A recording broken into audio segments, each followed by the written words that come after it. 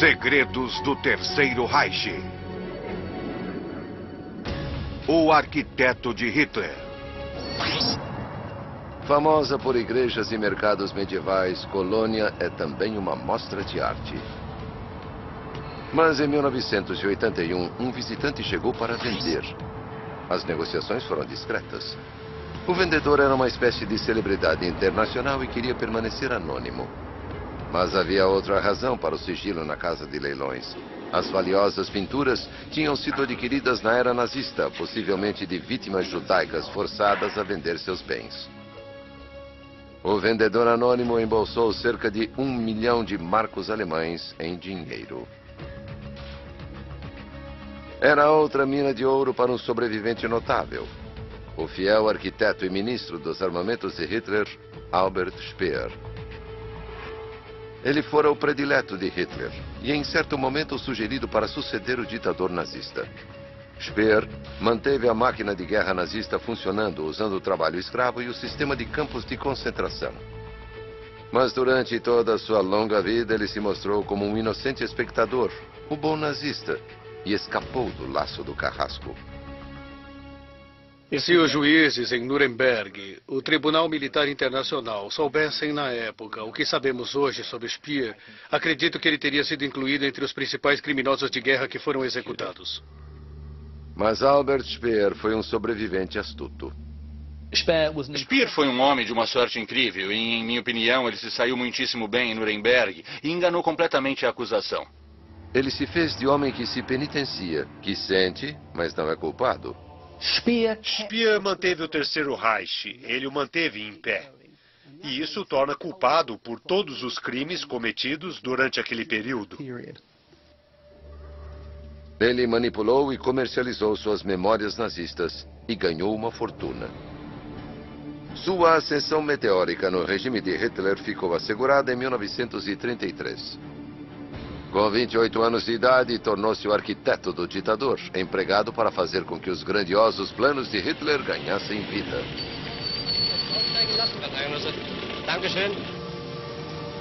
O que você viu aqui é, na verdade, apenas o início de um grande complexo que será construído ao longo dos próximos anos.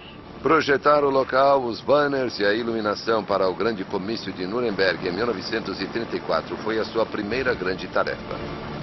Albert Speer entregou o espetáculo que Hitler exigira.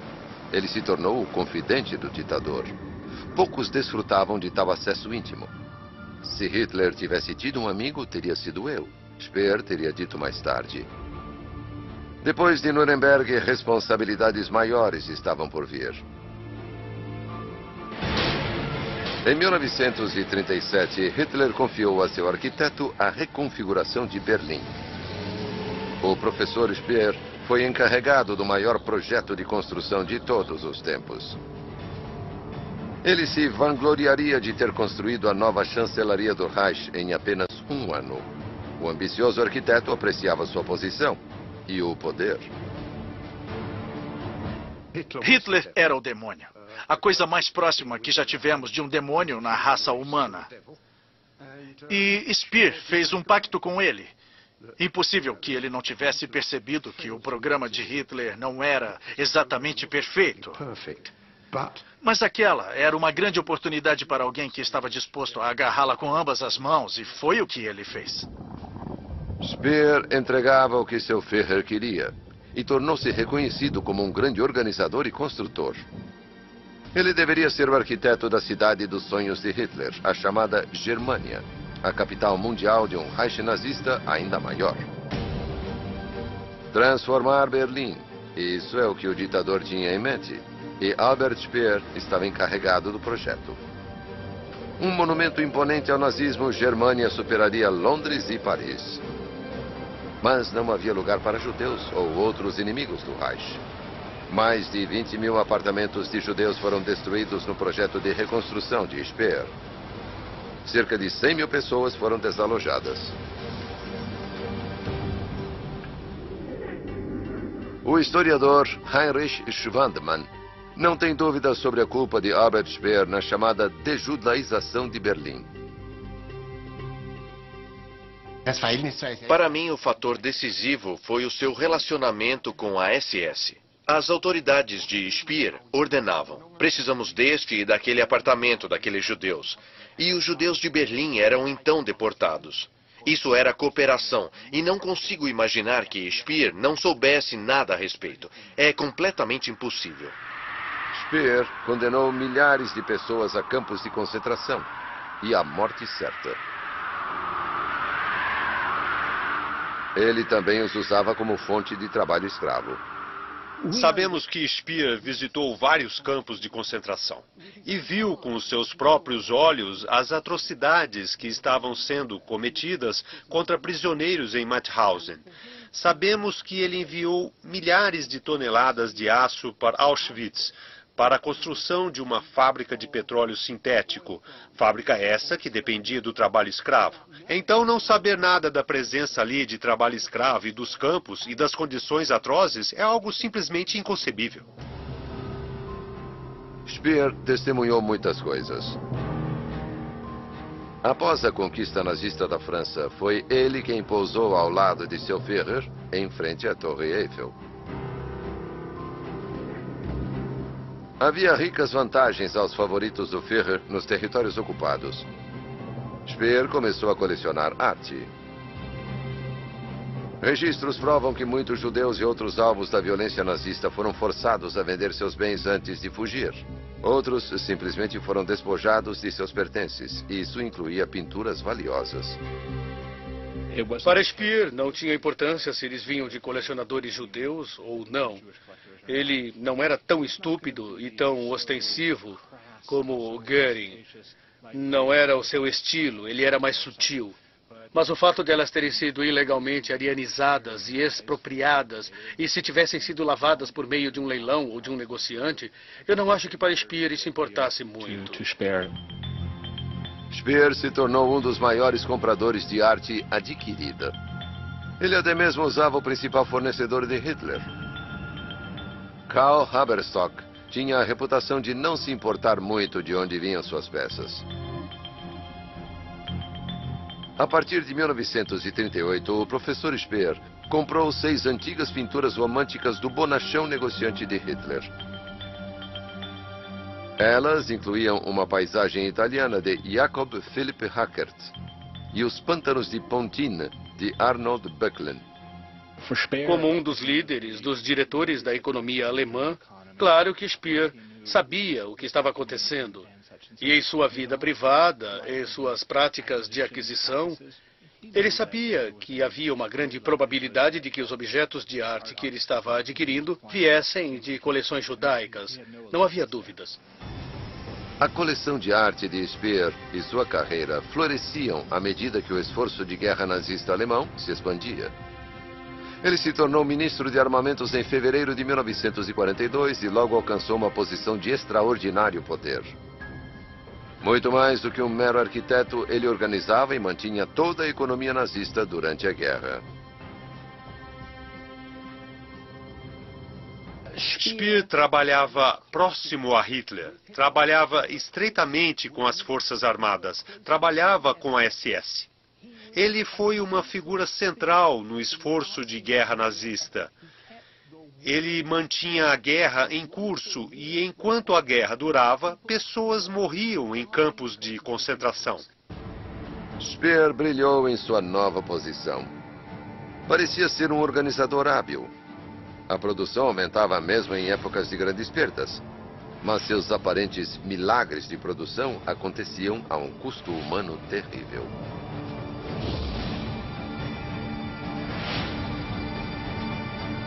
Speer sabia que o trabalho forçado e o trabalho escravo eram absolutamente fundamentais para o esforço de guerra alemão, para a economia alemã. E ele usou trabalho forçado e trabalho escravo nas fábricas que ele controlava sem qualquer escrúpulo. O ministro de armamentos nazistas alcançava suas metas de produção nas costas de prisioneiros de campos de concentração e trabalhadores forçados de territórios ocupados.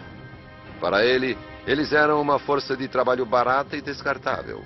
Mais uma prova de que ele era um personagem-chave, o grande empreendedor de Hitler. Ele não era apenas alguém que sabia das coisas. Ele estava diretamente envolvido. Ele sabia sobre tudo isso. Ele era um criminoso. Um criminoso pior que todos os outros, talvez com exceção de Himmler.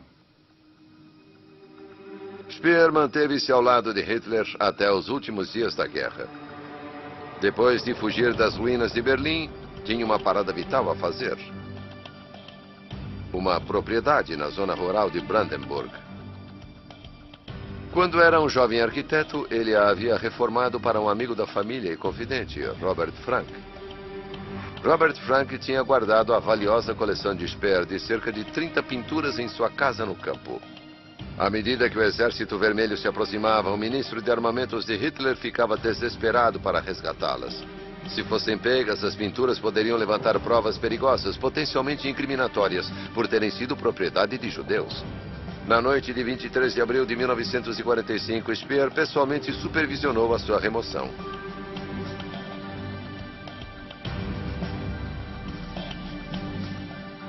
Albert Speer certamente pertencia à corrupta elite nazista. A elite nazista era uma cleptocracia e Albert Speer era parte daquela cleptocracia. Eu soube que Speer havia reunido uma grande quantidade de obras de arte e houve relatos, no final da guerra, que obras de arte haviam sido perdidas ou destruídas de alguma forma. E assim, como em relação a tantos mitos de Speer, isso parecia verdade. As pinturas perdidas não foram destruídas, mas sim armazenadas com segurança em outro local, no Commerzbank em Hamburgo, em nome de Robert Frank. Apenas 2 semanas antes da Alemanha nazista capitular, Speer colocou sua coleção de arte secretamente em segurança sob outro nome. Foi a primeira das muitas escapadas de sorte de um mestre manipulador. Ele era um sobrevivente. Ele era mais do que um sobrevivente, mais do que um oportunista. Ele era alguém muito hábil em manipular outras pessoas. E sua coleção de arte é um símbolo adequado disso. Ele tinha salvado sua valiosa coleção de arte. Mas em 1946 era hora de salvar a si próprio. Speer compareceu perante os julgamentos de guerra de Nuremberg com outros líderes nazistas e convenceu os promotores de que ele era um artista que não sabia o que estava acontecendo e parecia desdenhar de seu antigo mestre. Qual foi a decisão de Hitler? A decisão foi um compromisso não utilizável, como ocorria frequentemente com Hitler. Os outros acusados assistiam com grande raiva como o favorito do Führer, de quem todos eles tinham sido tão ciumentos, agora tirava o pescoço da corda. Speer foi o único nazista de alto escalão que admitiu uma responsabilidade geral pelos crimes de guerra nazistas, sem admitir qualquer culpa pessoal. Albert Speer. Sua vida pendia na balança. Inocente. Eles caíram. Porque ele era um réu que parecia estar mostrando remorso e os demais se fizeram notar por não fazerem isso. E eu acho que foi isso que o salvou. Caso contrário, ele teria sido enforcado. Tendo escapado do nó da forca, o homem que chegou a ser cotado para suceder o seu Führer foi condenado a 20 anos na prisão de Spandau. O outrora grande nazista era agora o prisioneiro número 5. 3 anos após o fim da guerra, um interrogador americano o questionou a respeito de sua coleção de arte. Se você é um interrogador, não importa o quanto a resposta pareça realista, ou verdadeira, ou valiosa. Você sempre sabe que ela pode não ser verdadeiramente o que parece ser. Speer mentiu. Ele alegou ter apenas uma pequena coleção e de não ter adquirido nada depois de 1937. Na verdade, ele tinha comprado pinturas do fornecedor-chefe de Hitler, Karl Haberstock, até 1940.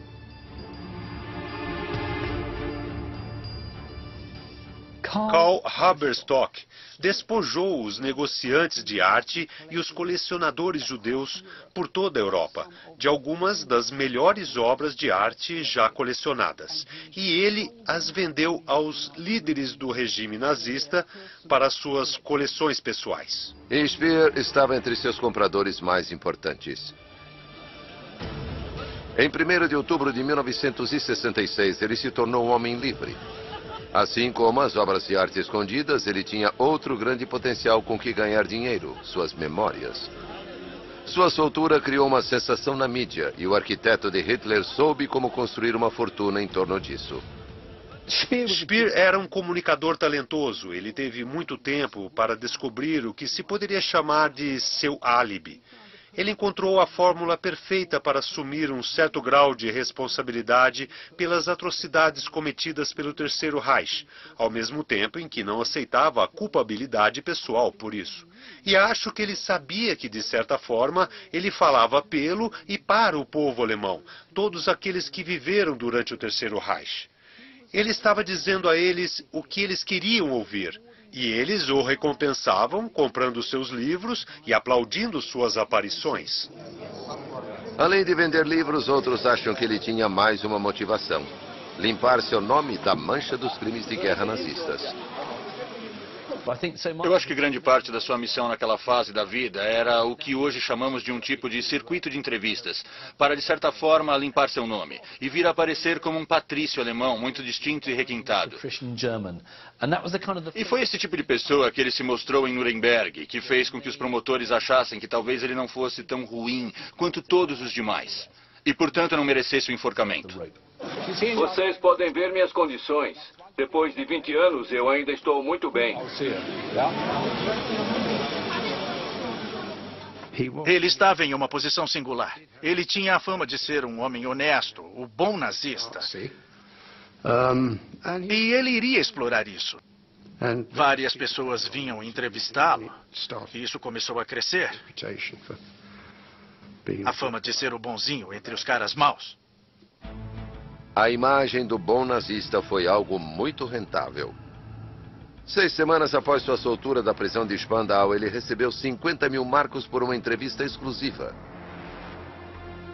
Também interpretou o nazista penitente, afirmando: "Eu não vou ser capaz de me livrar do fardo colocado sobre mim pela enormidade daqueles crimes." Ele repetia alegações de que pensou em assassinar Hitler e explicou por que manteve essa intenção oculta. Quando falham, as tentativas de assassinato passam a ter uma forte tendência para o ridículo.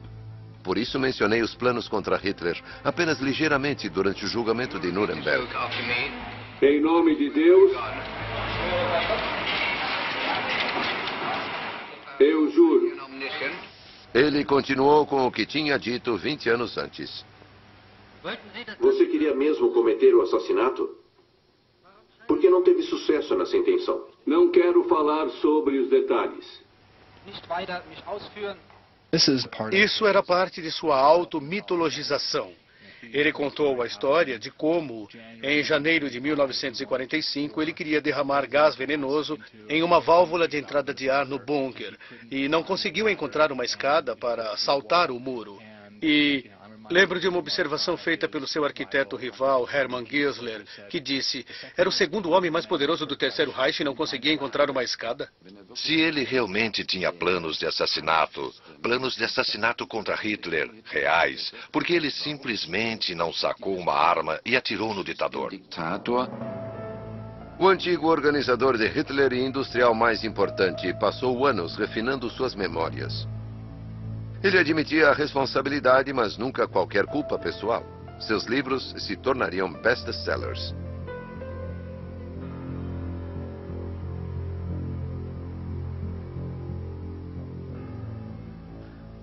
Foi uma produção muito preparada e uma sensação no momento, porque não existia nenhum livro como aquele e ainda não existe. Ele era um insider-chave, alguém que conhecia Hitler e, portanto, tinha muito a revelar. Ele tinha a capacidade de criar mitos sobre sua vida e seu comportamento durante o Terceiro Reich. Ele mesmo escreveu o primeiro rascunho de sua biografia, o que lhe deu uma vantagem e lhe permitiu retratar-se como um idealista, como que negando ganhos materiais. O antigo ministro do armamento de Hitler construiu para si uma outra fortuna. Uma fortuna construída em cima de mentiras e meias-verdades.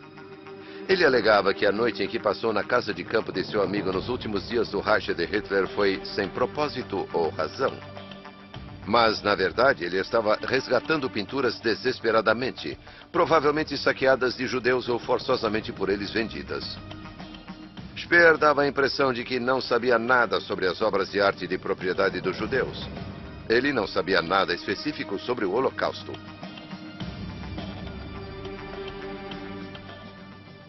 Speer nunca tinha manifestado muita contrição pelo destino dos judeus. Ele simplesmente não discutia isso. Mas ele foi aconselhado que seria bom para sua reputação e que faria sua história mais aceitável para os alemães ocidentais e, na verdade, para um público internacional, se pelo menos aceitasse que os judeus haviam sofrido terrivelmente no Terceiro Reich e que ele sentia muito sobre isso.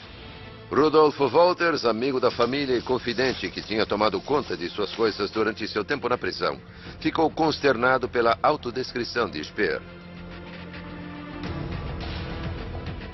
Seu velho amigo declarou claramente o que achava das seletivas lembranças de Speer. Caro Albert, estou sentado aqui, mordendo minha caneta tinteiro, dilacerado entre antigas emoções de amizade e repugnância instintiva. Uma história policial não poderia ter sido inventada de forma a prender mais a atenção.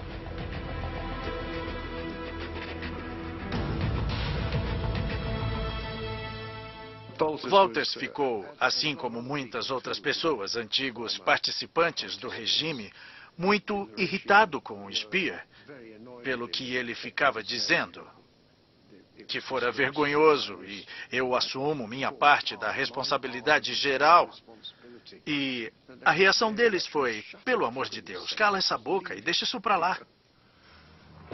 Mas Speer continuava a interpretar o nazista penitente.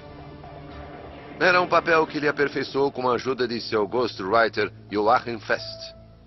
Ele estava escrevendo uma biografia de Hitler ao mesmo tempo, e Albert Speer também foi um colaborador fundamental para esse livro. Hitler resolveu manter em segredo as coisas que estava preparando. Eu deveria ter percebido se não estivesse vivendo todos os dias irrefletidamente e fugido para meus projetos. Eu me sinto parcialmente responsável por Auschwitz ainda hoje. Mas em 1971, rachaduras começaram a aparecer na imagem de Speer como o bom nazista. Historiadores sugeriram que ele estava presente quando o chefe da SS, Heinrich Himmler, fez um discurso notório na agora cidade polonesa de Posen.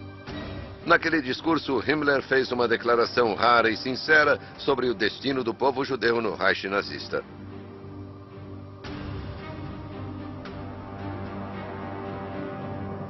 A difícil decisão teve de ser tomada: exterminar estas pessoas da face da terra.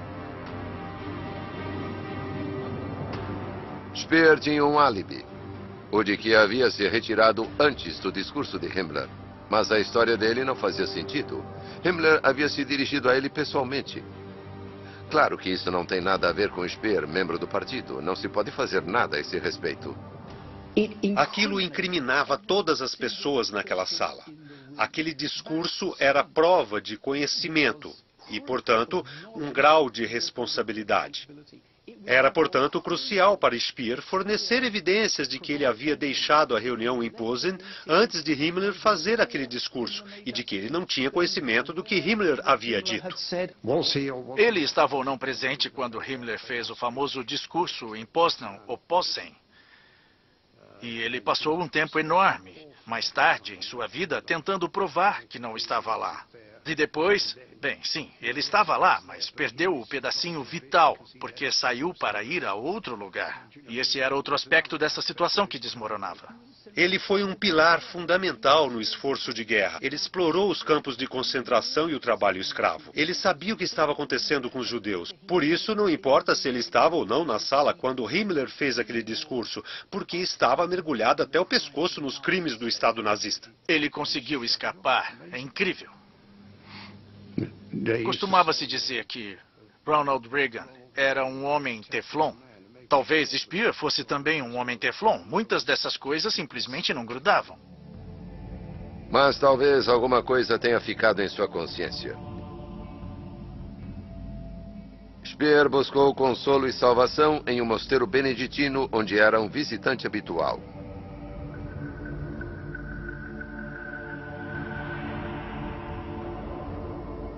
padre Athanasius Wolff tornou-se o confidente do criminoso de guerra. Ele uma vez me disse: sabe, padre, entendo quando as pessoas não querem falar comigo, porque eu não disse muitas coisas ou as disse incorretamente. Eu entendo quando as pessoas não querem apertar minha mão porque eu me omiti. Mas espero que haja alguma coisa como o perdão de Deus. E então, de repente, o nome de Deus passou a fazer parte da conversa. Ao contrário das inúmeras vítimas de seus projetos de trabalho escravo, Speer pôde escapar para a religião. Ele era livre para entregar-se a uma tranquila solidão. Mas mesmo em um mosteiro, não poderia confessar abertamente seus crimes de guerra nazistas. Ele queria dizer: eu não sabia sobre isso. Mas, ao mesmo tempo, ele abertamente dizia: se eu soubesse sobre isso, eu não teria sido capaz de agir. Por isso, eu reprimi isso, para poder agir. Isso significa que havia uma ambivalência. Ele fazia uma confissão e, ao mesmo tempo, retirava a confissão.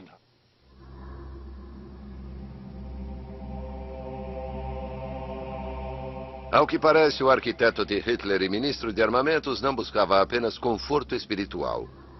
O confinamento dos muros do mosteiro o lembravam da prisão, onde ele ficou durante 20 anos.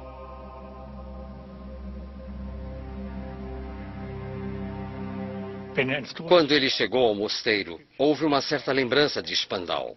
Em sua própria biografia, ele escreve que tinha um sonho em que voltava a Spandau. E o diretor da prisão lhe dava as boas-vindas à porta e dizia: que bom que você voltou para casa. A prisão dos aliados em Berlim, Spandau, foi onde ele escreveu grande parte do material para os livros que fariam dele um homem rico. Embora a guerra tivesse acabado, ele tinha escapado com vida e com um tesouro escondido de cerca de 30 pinturas valiosas que ele adquirira de duvidosos negociantes nazistas. Elas estavam depositadas em segurança em um banco de Hamburgo sob o nome de seu administrador, Robert Frank. Ele escreveu para outro confidente de Speer: 2/3 das pinturas são propriedade roubada. Já tivemos grandes problemas com essas coisas, porque uma parte era propriedade de judeus. Atenciosamente, Robert Frank. Confinado em sua cela de prisão, Speer estava impotente para recuperar as pinturas que havia desesperadamente resgatado nos últimos dias da guerra. Ele escreveu ao seu advogado: após a minha libertação, receio que haverá uma reação pública caso eu tente recuperar a propriedade de uma valiosa coleção de pinturas. Mas, apesar do risco de um escândalo das obras de arte roubadas, Speer vendeu sua história impressa e na televisão para todo o mundo. Ele parecia gostar dos holofotes e de seu popular papel de nazista arrependido. Sua fama internacional deu aos alemães ocidentais uma figura representativa, alguém que poderia apontar como símbolo de como o povo alemão havia sido explorado pelo louco Hitler, que seu brilho e seus talentos tinham sido utilizados para maus propósitos, que eles reconheciam isso e que sentiam muito por isso, e que era hora de seguir em frente, era tudo passado, e o melhor contador de histórias daquele passado era Albert Speer. A solução final era um segredo, e era um segredo para mim também. Eu não fui informado do que estava acontecendo nesses campos, mas tinha uma impressão de que algo estava acontecendo. Uma incerteza. Eu sempre sinto esse trauma do extermínio dos judeus que nunca vai me deixar. Muitas vezes eu pensei que nunca iria me livrar disso, que essa carga ficará para sempre comigo. Mas ele nunca chegou a admitir participação nos campos de concentração. Isso nos diz que ele é um mestre da adaptação, que ele é um camaleão. Ele é mais do que um oportunista. Ele é alguém que pode se reinventar quando realmente for necessário. Suas constantes reinvenções e expressões públicas de remorso pesaram sobre uma importante amizade estabelecida na era nazista. Em 1971, seu amigo e antigo companheiro Rudolf Wolters já não aguentava mais e escreveu: caro Albert, você não para de se pintar cada vez mais radicalmente como um criminoso para quem 20 anos de prisão não foram o suficiente. Sugiro que só nos encontremos novamente quando essa fase terminar. O que significa quando você já não estiver exclusivamente interessado em sua reabilitação. Seu velho R. Outrora, o segundo homem mais poderoso da Alemanha, Speer, tornava-se uma figura solitária. Ele tinha um casamento frio. Não creio que ele tivesse um amigo de verdade. Portanto, ele não precisava do amor apaixonado de uma mulher. Não parecia precisar de sólidas amizades. Ele era um solitário. Ele era um solitário. A casa da família em Heidelberg parecia oferecer pouco conforto para o antigo figurão nazista. Entrei na casa e era como uma casa fantasma. A impressão era de que ninguém morava ali. Encontrei sua esposa 2 vezes de passagem, mas nunca fui apresentado a ela. Não era um lar acolhedor. Embora Speer fosse pai de 6 filhos, procurava intimidade fora de sua própria família. No final da década de 1970, Speer admitiu à esposa Margarete que estava tendo um caso. Aquilo deve ter sido um golpe terrível para sua esposa. E é novamente o típico Speer. Ele sente amor e, mais uma vez, ele é o centro das atenções. Ele não tem qualquer consideração pelas pessoas que estiveram ao seu lado todo esse tempo. Em público, ele fazia declarações sobre fardos e traumas de seu passado nazista. Em particular, tinha um caso com uma mulher casada alemã-inglesa com metade da sua idade.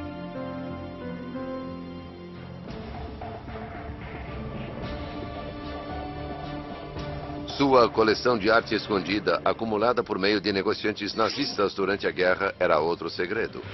Cerca de 30 pinturas tinham sido escondidas e guardadas pelo velho amigo da família de Speer e administrador, Robert Frank.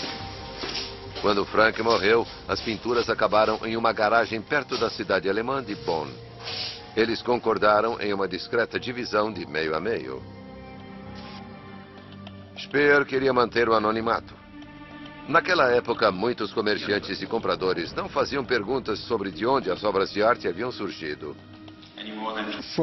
A partir de 1933 até a década de 1990, o comércio de obras de arte foi intenso. Ninguém se preocupava muito em checar sua procedência ou origem. Muitos dos comerciantes provavelmente sabiam que muitas dessas obras de arte tinham, em algum momento, sido roubadas ou saqueadas, ou tinham sido conseguidas por meio de vendas forçadas feitas por judeus, desesperados em escapar do Terceiro Reich. Naquela época, em 1981, a procedência duvidosa das pinturas de Speer poderia ser escondida ou ignorada. No catálogo, o dono simplesmente era listado como confidencial. O nome do vendedor anterior, o notório comprador e vendedor de obras de arte de Hitler, Karl Haberstock, também foi deixado de fora. Não há dúvida de que Speer adquiria obras de arte saqueadas de comerciantes judeus, colecionadores judeus, e essas obras de arte lhe eram fornecidas por Karl Haberstock, que foi um dos maiores intermediários de obras de arte roubadas e saqueadas. Independentemente de sua procedência, o proprietário anônimo, o criminoso de guerra Albert Speer, estava prestes a fazer outra fortuna de seu passado nazista. As pinturas foram vendidas gradualmente na casa de leilões em Colônia. E após cada venda, seu proprietário anônimo recolhia os pagamentos em dinheiro, sem recibos, sem assinaturas, sem evidência.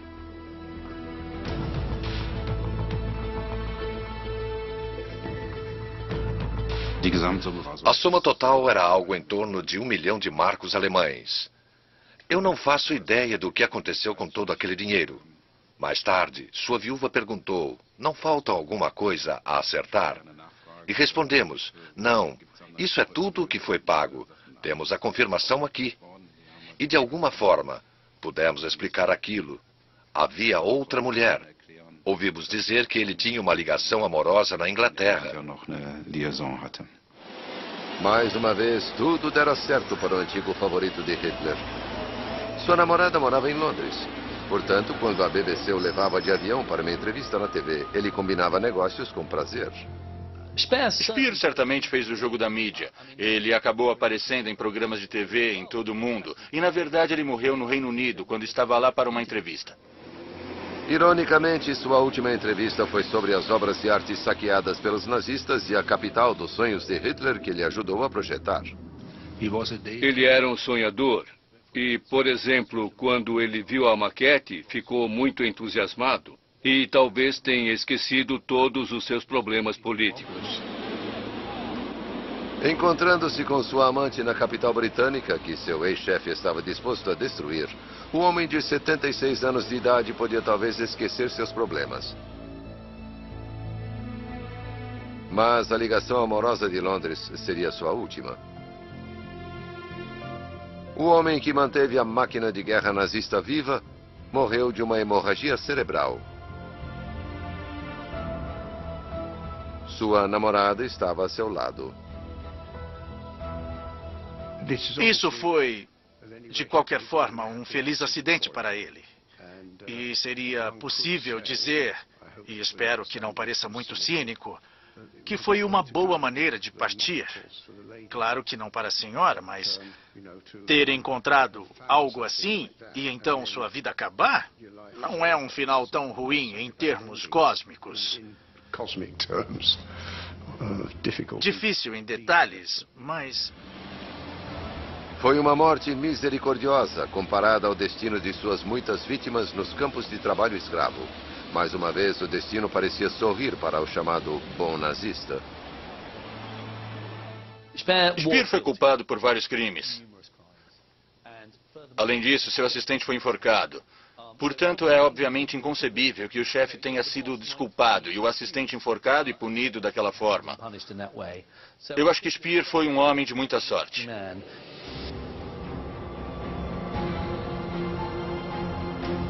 Até o fim, o protegido de Hitler conseguiu manter sua persona cuidadosamente elaborada de homem que ignorava o que acontecia a seu redor e que era inocente e digno. Esse foi o verdadeiro trabalho da vida de Speer.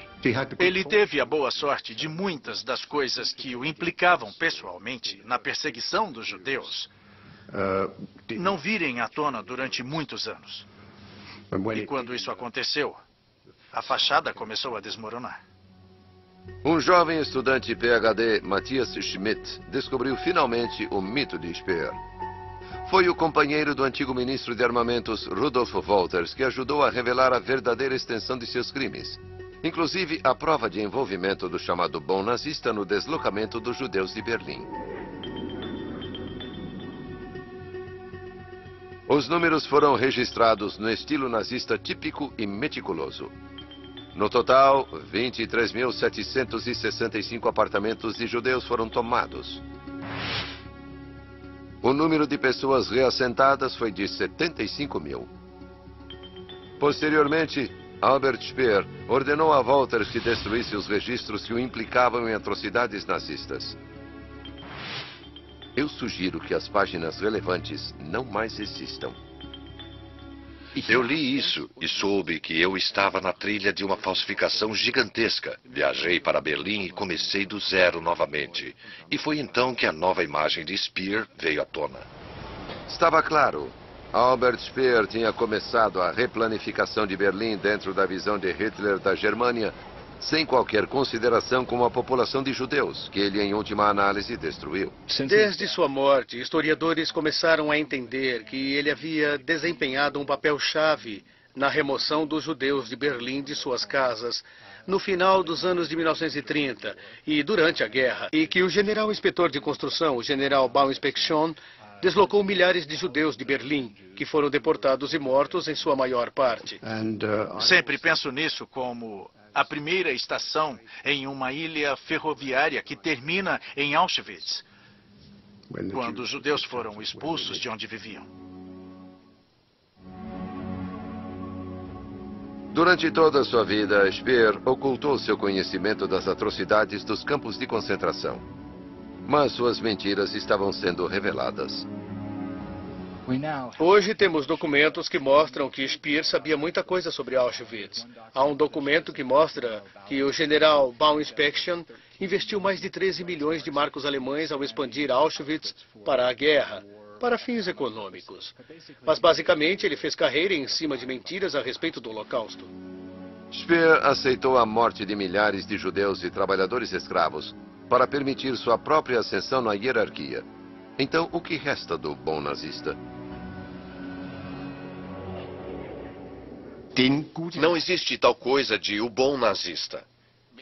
E se tal pessoa tivesse existido, certamente não seria Speer. Ele cometeu crimes demais para isso. Eu posso lembrá-lo de um exército de milhões de condenados a trabalhos forçados, a maioria deles integrados na indústria de armamentos. Havia cerca de 700 mil detidos em campos de concentração que ainda estavam vivos em 1944. Cerca de 500 mil trabalhou para Speer. Esses são os fatos. Ele mentiu sobre seu envolvimento em crimes de guerra nazistas e ganhou muito dinheiro fazendo isso. Além de pinturas suspeitas, também vendeu secretamente desenhos feitos por Hitler que ele tinha guardado para si mesmo.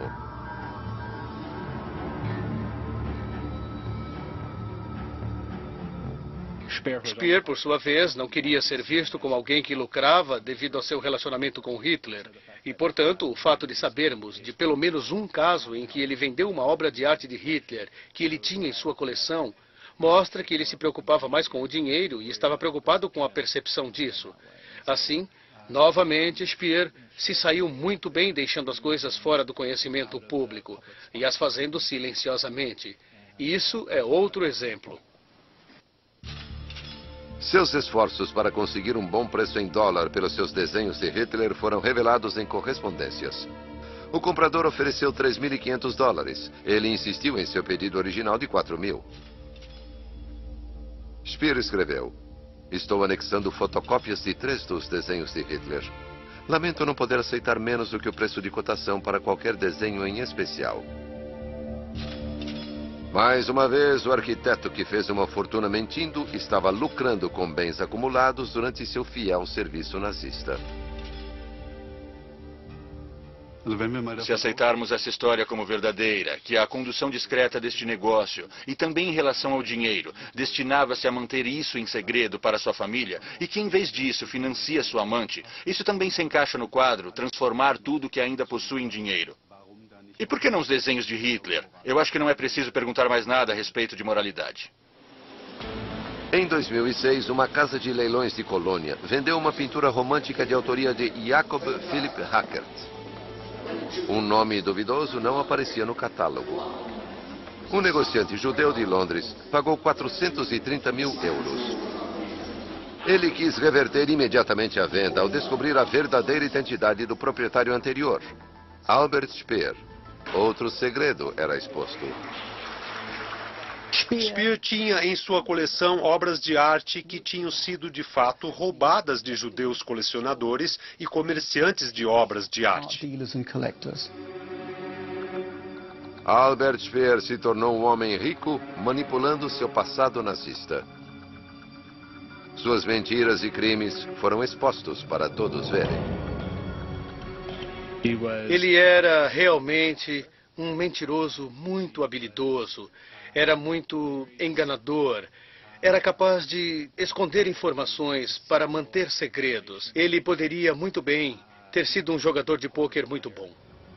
Albert Speer foi um criminoso de guerra. Cometeu crimes contra a humanidade. E se os promotores do Tribunal de Nuremberg tivessem conhecimento de tudo a respeito de suas atividades durante o Terceiro Reich, ele teria sido enforcado. Tudo o que ele fez depois de sair de Spandau foi realmente reforçar uma mentira. Ele se equilibrava em uma corda muito delicada. E na maior parte do tempo ele não caiu.